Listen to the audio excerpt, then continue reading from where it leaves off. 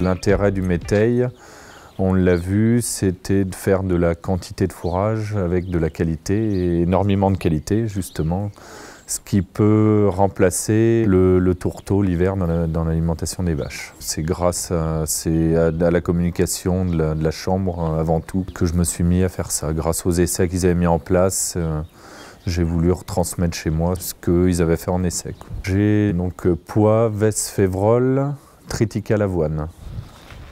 Là, j'ai utilisé le métail tout de suite en début décembre, au moment où je commençais ma reproduction.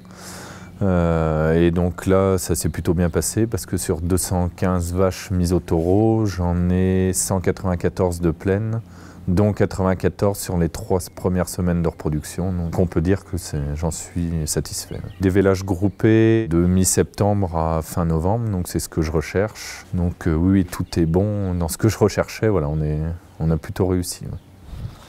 Dans le groupe PRDA Autonomie Alimentaire, il y a 2 thématiques qui sont traitées. Donc l'aspect fourrage.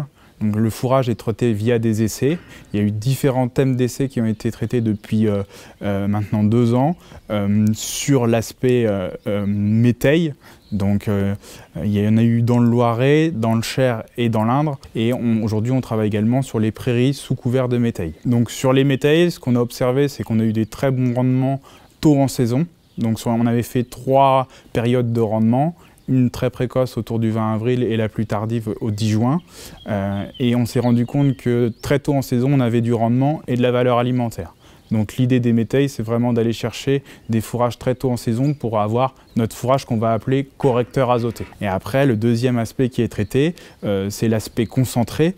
Et donc on a travaillé sur la fabrique d'aliments à la ferme et l'intérêt technique et économique de la fabrique d'aliments et intégrer tout ça dans le système d'autonomie alimentaire de l'exploitation.